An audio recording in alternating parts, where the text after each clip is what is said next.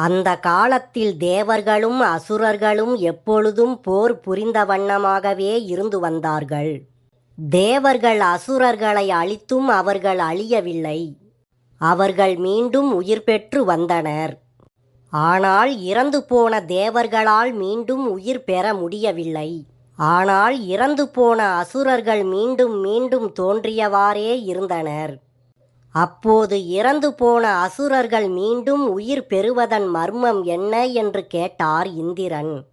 அப்போது அங்கு வந்த நாரதர் தேவர்களிடம் கூறினார், தேவகுருவாகிய பிரகஸ்பதிக்கும் தெரியாத சர்வ சஞ்சீவினி மந்திரம் அசுர குருவாகிய சுக்கிராச்சாரியாருக்கு மட்டுமே தெரிந்த ஒன்று. அந்த மந்திரம் இறந்தவர்களை உயிர்ப்பிக்கும். அதனால் அசுரர்கள் இறந்தாலும் அந்த மந்திரத்தின் மகிமையால் அவர்கள் மறுபடியும் உயிர் பெற்று வருகின்றனர் என்றார் நாரதர். இதனை கேட்ட தேவகுருவான பிரகஸ்பதி மிகவும் கவலையடைந்தார். அவர் வேதனையால் துடிதுடித்து போனார். அப்போது நாரதர் தேவகுருவிடம் கூறினார், எதற்காகவும் தாங்கள் வருந்த வேண்டாம். இவ்வாறு வருத்தப்பட்டு காலத்தை தாழ்த்திடாமல் உங்களுடைய மகன் கசனை அசுரகுருவான சுக்கிராச்சாரியாரிடம் அனுப்பி வையுங்கள். அவனை சுக்கிராச்சாரியாரிடமிருந்து சர்வ சஞ்சீவினி மந்திரமாகிய இறந்தவரை எழுப்பும் இரகசியத்தை அறிந்திட செய்யுங்கள் என்றார். தேவகுரு பிரகஸ்பதியின் மகன் கசன் மிகுந்த அழகுடையவன். அவன் வீர தீர பராக்கிரமமும் கொண்டவன். ஆகவே கசனை அனுப்பி அந்த மந்திரத்தினை அறிந்து வந்து உச்சரித்தால் தேவர்கள் உயிர் பிழைப்பார்கள். அதனால் தேவர்களின் எண்ணிக்கையும் பெருகும் என்று கூறி நாரதர் சென்றுவிட்டார். நாரதர் கூறியதை கேட்ட தேவகுருவின் மகன் கசன், கோழையாயிருந்து தினம் தினம் வாழ்வதை விட வீரனாயிருந்து சில நாட்களில் மாண்டாலும் சரியே என துணிந்தான். தான் இறக்கும் முன்பு எதையாவது சாதித்துவிட்டு இறக்க முடிவெடுத்தான் கசன். அதன் பிறகு கசன் நேராக அசுர குரு சுக்கிராச்சாரியாரிடம் சென்றான். அவன் சுக்கிராச்சாரியாரின் திருப்பாதங்களில் விழுந்து வணங்கினான். என்னை தங்களுடைய சீடனாக ஏற்றிட வேண்டுமென்றும் அவரிடம் விண்ணப்பம் செய்தான் கசன். கசன் கூறியதை கேட்ட அசுர குரு சுக்கிராச்சாரியார் அவனுடைய பிறப்பு, வளர்ப்பு, குலம், கோத்திரம், பெயர் மற்ற விவரங்களையும் ஒன்றுவிடாமல் கேட்டார். அதற்கு கசன் சுக்கிராச்சாரியாரிடம், தேவகுருவாகிய பிரகஸ்பதியின் மகன் நான் தங்களிடமிருந்து சஞ்சீவினி மந்திரத்தை அறிந்து கொள்ள விரும்புகிறேன். அதனை தனக்கு உபதேசம் செய்யும்படி பணிவோடு வேண்டினான் கசன். சுக்கிராச்சாரியார் அவனுடைய பணிவு, துணிவு, நேர்மை, நாணயம், கடமை உணர்வு, புன்முறுவலுடன் பேசும் கவர்ச்சி மிக்க இனிய வார்த்தைகளை கேட்டு வியந்தார். பிறகு சுக்கிராச்சாரியார் கசனிடம், நீயோ தேவர் குலத்தை சேர்ந்தவன். அதனால் நான் உனக்கு இந்த மந்திரத்தினை போதித்தால் அசுரர்கள் என் மீது கோபம் கொள்வார்கள். ஆகவே எத்தனை யுகம் சென்றாலும் அதை நீ என்னிடம் இருந்து கற்றுக்கொள்ள முடியாது. நானும் அதை உனக்கு சொல்லுவதாகவும் இல்லை என்று திட்டவட்டமாக கூறிவிட்டார்.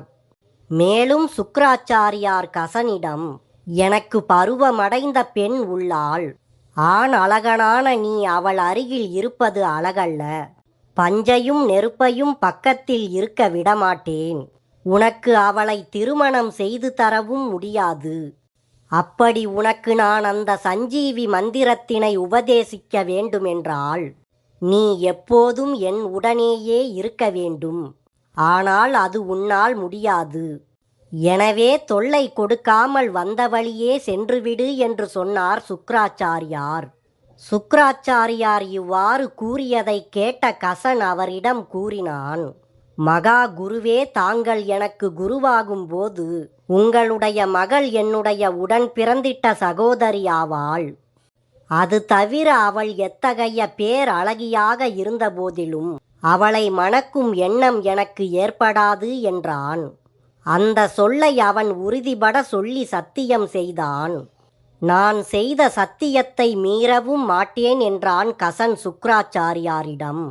மேலும் கசன் அவரிடம், அது தவிர எந்த விதத்திலும் தங்களை நான் கட்டாயப்படுத்த மாட்டேன். தங்களை கட்டாயப்படுத்தி அந்த புனிதமான மந்திரத்தினை நான் கற்றுக்கொள்ள முயலமாட்டேன் என்று உறுதியளித்தான். பிறகு பிரம்மச்சாரியாக வந்த நான் பிரம்மச்சாரியாகவேதான் திரும்பி செல்வேன் என்றும் கூறி அவரிடம் நயமாக பேசினான். அதனால் என்னை எந்த விதத்திலும் சந்தேகப்படாமலும் மறுப்பு கூறாமலும் ஏற்றுக்கொள்ளும்படி சுக்கிராச்சாரியாரிடம் வேண்டினான் கசன். கசனுடைய மென்மை, தன்மை, நாவன்மை, துணிவு, பரிவு, உறுதி ஆகியவை அசுர குருவை நெகிழ வைத்துவிட்டது. அதனால் சுக்கிராச்சாரியார் அவனை தனது சீடனாகவே ஏற்றுக்கொண்டார். அதன் பிறகு அசுர குருவின் மகள் கசனை பார்த்த முதல் பார்வையிலேயே தன்னை அவனிடம் பறிகொடுத்தவளானாள். அவளுடைய பார்வையே பிரமித்துவிட்டது. அவளுக்கு பேசுவதற்கு நா எழவில்லை. அவளுடைய பார்வை திசை திரும்பவில்லை. அவள் வைத்த கண் வாங்காமல் கசனையே பார்த்து கொண்டிருந்தாள். அதன் பிறகு கசனுக்கு மாடு மேய்க்கும் பணியை வழங்கினார் சுக்கிராச்சாரியார். சுக்கிராச்சாரியாரின் மகள் தெய்வானை கசன் மீது கொண்ட காதலால் அவனிடம் ஏதாவது பணியை தந்த வண்ணமே இருப்பாள். கசனும் சற்றும் சளைக்காதவனாய் முகம் சுளிக்காமல் புன்முறுவலோடு எல்லா பணிகளையும் அன்போடும் ஆசையோடும் சுறுசுறுப்போடும் துள்ளியோடும் புள்ளிமானாய் தாய் பசு கண் போடும் கன்றென பணி செய்து வந்தான். தெய்வானை ஆச்சரியத்துடன் அவனையே கண்கொட்டாமல் பார்த்து உள்ளம் மகிழ்வாள். அப்போது ஏற்கனவே சுக்கிராச்சாரியார் கூறியது போலவே நடந்தது. அசுரர்களுக்கு சுக்கிராச்சாரியார் தேவகுருவின் மகனை தன் சீடனாக ஏற்றது கொஞ்சமும் பிடிக்கவில்லை. எனவே அசுரர்கள் கசனை கண்டம் துண்டமாக வெட்டி வீசிட திட்டமிட்டனர். பின் அதனை நாய்களுக்கு உணவாக்கவும் எண்ணினார்கள் அசுரர்கள். கசன் ஏதாவது ஒரு வகையில் அந்த மகா மந்திர ரகசியத்தை அறியும் முன்னர் அவனை அழித்துவிட வேண்டும் என்று கங்கணம் கட்டிவிட்டனர் அசுரர்கள். அப்போது அசுரர்கள் கசன் மாடு மேய்க்க சென்ற இடத்தில் அவனை கொன்றுவிட்டனர். பின் மாலையில் அவன் ஓட்டி சென்ற பசுக்கள் மட்டும் தனியாக வீட்டுக்கு வந்தன. இதனை அறிந்த தெய்வானை பதறிப்போய் தன் தந்தையிடம் ஓடினாள். நடந்ததை அவரிடம் விவரமாக எடுத்துரைத்தாள். மேலும் அவள் கசனுக்கு ஏதாவது ஆனால் தான் உயிர் வாழமாட்டேன் என்று மிரட்டினாள் சுக்கிராச்சாரியாரை. மகள் இவ்வாறு கூறிய பிறகு தன்னுடைய ஞானத்தினால் கூர்ந்து ஆராய்ந்தார் சுக்கிராச்சாரியார். இப்போது கசனுடைய நிலை சுக்கிராச்சாரியாருக்கு நன்றாக புரிந்தது. அசுரர் கூட்டங்கள் வேட்டை நாய்களை கொண்டு கசனின் இறந்த உடலை அலங்கோலமாக இழுத்து செல்வதை கண்டு மிகவும் வருந்தினார் சுக்கிராச்சாரியார். அசுரகுரு தான் கண்ட இந்த காட்சிக்கு பிறகு அசுரர்கள் மேல் சினம் கொண்டார். பின் அவர் வெகுண்டெழுந்தார். மிகவும் சாதுவாக இருந்து இட்ட பணியை தட்டாமல் செய்து வந்தான் கசன். அவனை தன் மகனைப் போல நினைத்தேனே என்று கசன் மீது சுக்கிராச்சாரியாருக்கு பாசம் ஏற்பட்டது. பிறகு அவர் அசுரர்களுடைய அடாத செயலை கண்டு பலவாறு வருந்தினார். அசுரர்களை பல தகாத வார்த்தைகளால் திட்டி தீர்த்தார். இதனால் அசுரர்கள் பெற்ற பலன்தான் என்ன? ஏன் இவனை இப்படி செய்தனர் என்றெல்லாம் நினைத்து வருந்தினார் சுக்கிராச்சாரியார். அதன் பிறகு சுக்கிராச்சாரியார் கசனை பார்த்து சஞ்சீவினி மந்திரத்தை முறையாக ஓதினார். பின் அவனை தூக்கத்தில் இருந்து எழுவது போல எழுந்திட செய்தார். சுக்கிராச்சாரியார் கசனே எழுந்து வா என்றதும் கசன் உடனே மெல்ல எழுந்து கை கூப்பியவாறு சுக்கிராச்சாரியாரின் பாதங்களை தொழுதான். சுக்கிராச்சாரியார் கசனை நோக்கியவாறு முறைப்படி சஞ்சீவினி மந்திரத்தை ஓதினார். பின் அவர் கசனே எழுந்து வா என்றதும் ஒவ்வொரு நாயின் வயிற்றில் இருந்த கசனுடைய ஒவ்வொரு உடல் பாகமும் நாய்களினுடைய வயிற்றை கிழித்து கொண்டு வெளியே வந்தது. பின் அவைகள் அனைத்தும் ஒன்று கூடி கசனாகவே மறுபடியும் உயிர் பெற்று எழுந்து வந்தான். கசன் தான் கொடுத்த வாக்கின்படியே சுக்கிராச்சாரியாருக்கு மகனாகவே நடந்து கொண்டான். ஆனால் சுக்கிராச்சாரியாரின் மகள் அவனிடம் வித்தியாசமான அன்பை வெளிப்படுத்தினாள். அவள் காதல் வயப்பட்டு தன் மீது அன்பு செலுத்துவதை கசனால் அறிய முடிந்தது. இதனை திட்டவட்டமாக மாற்றிட வேண்டுமென்றும் கசன் கருதினான். பின் சுக்ராச்சாரியார் மகள் ஆணைப்படி கசன் மலர் பறிக்க சென்றான்.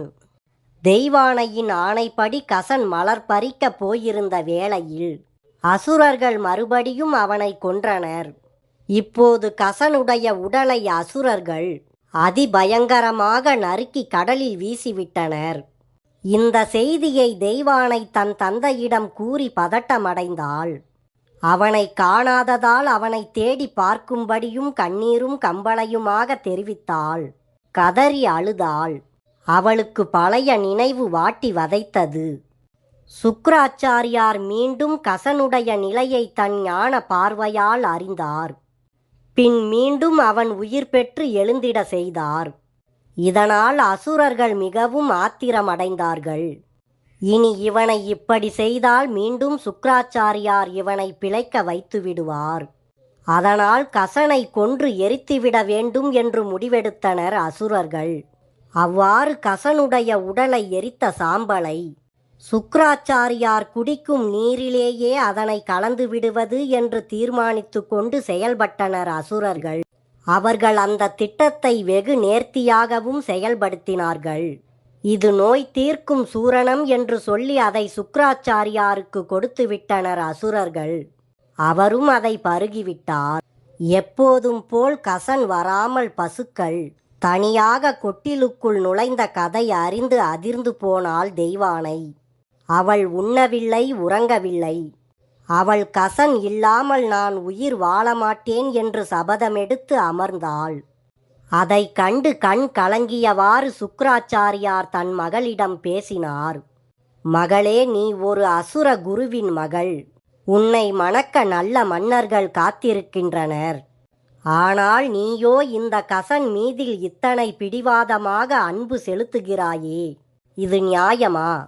அதோடு அவனை நான் எத்தனை முறை உயிர்ப்பித்தாலும் மற்றவர்கள் அவனை ஏதாவது ஒரு வகையில் அழித்து விடுகின்றனர் என்றார். மேலும் இந்த முறை அவன் இருப்பதோ என் வயிற்றுக்குள். இப்போது நான் அவனை அழைத்தால் அவன் உயிர் பெற்று வருவான். ஆனால் அதனால் நான் இறந்திட நேருமே என்று வருத்தத்துடன் தெரிவித்தார் சுக்ராச்சாரியார். மேலும் நான் உனக்கு வேண்டுமா, இல்லை அந்த கசன்தான் உனக்கு வேண்டுமா என்பதை தீர்மானமாக தெரிவித்துவிடு என்று தன் மகளிடம் மன்றாடினார் அசுரகுரு. ஆனால் அவருடைய மகள் தன்னுடைய பிடிவாதத்தில் இருந்து சிறிதும் இறங்கி வரவில்லை. மாறாக அவள் சுக்ராச்சாரியாரிடம் கூறினாள், நான் கசனை எனது பார்வையாகவும் தங்களை என் பேச்சாகவுமே கருதி வாழ்கிறேன். இதற்கு மேல் எனக்கு வேறு வழிவகையே புரியவில்லையே என்று இறுதியாக கதறியவாறு விம்மி தவித்தாள் சுக்ராச்சாரியாரின் மகள். மொத்தத்தில் கசன் இல்லாவிட்டால் நான் உயிர் வாழமாட்டேன். என்னுடைய உயிரையும் போக்கிக் கொள்வேன். இது சத்தியம் என்று கூறி தன் முடிவை முடிவாகவே முறையிட்டு விட்டாள் அவள். கசன் சஞ்சீவினி மந்திரத்தை தெரிந்து கொள்ளக்கூடாது என்ற நோக்கத்துடன் அசுரர்கள் அவனை பலமுறை கொன்றனர். ஆனால் அவர்கள் எந்த குறிக்கோளுக்காக அவனை கொன்றார்களோ அதுவே நடக்கும்படியாக தருணம் அமைந்துவிட்டதே என்று சுக்ராச்சாரியார் வருத்தமடைந்தார். பிறகு கசனுடைய நேர்மைக்கும் நாணயத்திற்கும் பொறுமைக்கும் கடவுள் அவனுக்கு கொடுத்த பரிசாகவே இந்த மந்திரம் அமையட்டும் என்று உறுதி பூண்டார் சுக்ராச்சாரியார். அதன்படி வேறு உருமாற்றி கசனுக்கு சஞ்சீவினி மந்திரத்தை முறைப்படி ஓதினார். அதன் பிறகு கசன் சுக்ராச்சாரியாரின் உள்ளே இருந்து, ஐயனே, நான் முழுமையான நிலையில் தங்கள் வயிற்றில் உயிர் பெற்றுள்ளேன் என சுக்ராச்சாரியாரிடம் கூறினான். அனுமன் அன்னை சீதாதேவியை தேடிய போது அவர் அணுவிற்கு அணுவாகியதைப் போல் இப்போது கசன் இருந்தான். அதன் பிறகு சுக்ராச்சாரியார் தான் அறிந்த சஞ்சீவினி மந்திரத்தை கசன் அறிந்து கொள்ளும்படி அவனுக்கு ஓதினார். பிறகு கசன் சுக்ராச்சாரியாரின் வயிற்றை பிளந்து கொண்டு வெளியே வந்தான். கசன் தன் வயிற்றில் இருக்கும்போதே தான் இல்லாமல் தன் மகள் உயிர் வாழமாட்டாள். ஆகவே என் உடலை கிழித்து நீ வெளியே வந்ததும் என்னை உயிர் பெறச் செய்ய வேண்டும் என்ற உறுதியை கசனிடம் பெற்று இருந்தார் சுக்ராச்சாரியார். வெளியே வந்த கசன் உடனே சுக்ராச்சாரியாருக்கு அந்த மந்திரத்தினை கூறினான். பின் அவரை உயிர் பெற்று எழும் என்று கட்டளையிட்டான். அதன்படி சுக்கிராச்சாரியாரும் உயிர் பெற்றார். பின்னர் கசன் தான் வந்த வேலை முடிந்தது, தனக்கு விடை கொடுக்கும்படி குருநாதரிடம் வேண்டினான். சுக்கிராச்சாரியாரும் இவன் தொடர்ந்து இனிமேல் இங்கு இருந்தால் மீண்டும் அசுரர்கள் இவனை கொன்று துன்புறுத்துவார்கள் என்று எண்ணி அவனுக்கு விடை கொடுத்தார். ஆனால் கசனை சுக்கிராச்சாரியாரின் மகள் தெய்வானை தேவலோகம் செல்ல விடவில்லை. அவனை வழிமறித்தாள். அவள் இதுவரை நடந்ததையெல்லாம் மலரும் நினைவாக அவனிடம் கூறினாள். நான் உன் மீது வைத்த காதலால்தான் உன்னை மீண்டும் உயிர் பெறச் செய்தேன். ஆனால் நீ என்னை இப்படி செய்துவிட்டு போக உனக்கு எப்படி மனம் வந்தது என்று கண்ணீர் சிந்தினாள் அவள். நீ உயிர் பிழைத்தால் உன்னை மணந்து சுகமாக வாழலாம் என்று நினைத்து நான் இவ்வாறு செய்தேன் என்று தன் உள்ளத்தில் இருந்ததையெல்லாம் அவனிடம் வெளிச்சப்படுத்தினாள் தெய்வானை. அதற்கு கசன் சுக்கிராச்சாரியாரின் மகள் தெய்வானையிடம் கூறினான். தேவி, தாங்கள் என் குருவின் மகள், அதனால் எனக்கு நீங்கள் சகோதரி ஆவீர்கள். மேலும் நீ ஒரு எஜமானி, நானோ ஒரு சேவகன். அப்படி இருக்கையில் முதலாளி தொழிலாளியை விரும்புவது தகாது என்பதை நீ அறிய மாட்டாயோ? அதனால்தான் நான் நீங்கள் இட்ட பணிகளையெல்லாம் தட்டாமல் செய்து முடித்து வந்தேன் என்றான். மேலும் நான் தற்போது தங்களின் தந்தையின் வயிற்றில் இருந்து மறுபடியும் தோன்றியதால் நான் தங்களுடைய தந்தைக்கு மகனாவேன். அதன்படி பார்த்தாலும் நீ எனக்கு சகோதரியே. உலகில் அப்பா, மூத்த அண்ணன், குருதேவர், மாமனார் மற்றும் நாட்டையாளும் மன்னர் ஆகியோர் 5 வகையான தந்தையாவார்கள். அந்த வகையிலும் நீ என்னுடைய மூத்த சகோதரியாவாய். ஒரு குழந்தையைப் போல் காணப்பட்ட உன்னை மகிழ்விக்கவே நீ சொன்னபடியே நான் பாடினேன், ஆடினேன், உன்னை உற்சாகப்படுத்தினேன். நீயும் மகிழ்ந்தாய். இதுதான் உண்மை நிலை. உன் வாக்குப்படி நீ என்னை 3 முறை உயிர் பெறச் செய்தாய். அதனால் நீ எனக்கு ஒரு சிறந்த தாயாகிறாய். அது தவிர உன்னை நான் என் மனைவியாக பார்ப்பதில்லை என்று ஆரம்பத்திலேயே உன் தந்தைக்கு நான் வாக்கு கொடுத்திருந்தேன். அதை ஒரு மாணவனாக என் குருவுக்கு நிறைவேற்றி நான் மகிழ்கின்றேன் என்றான் கசன். மேலும் இத்தனை முறை எனக்கு உதவிய தாங்களே இப்போது நான் செய்திட்ட சத்தியத்தை காக்கவும் உதவி செய்ய வேண்டும் என்றான் கசன். ஆனால் தெய்வானையின் வயது அப்படி. அவள் பேச முடியாமல் சிலையாகவே மாறிவிட்டாள். சுக்கிராச்சாரியார் கசனுடைய சமயோசித புத்தியை பாராட்டி வாழ்த்தி அவனுக்கு விடை தந்தார். கசன் மீண்டும் தேவலோகம் சென்றான்.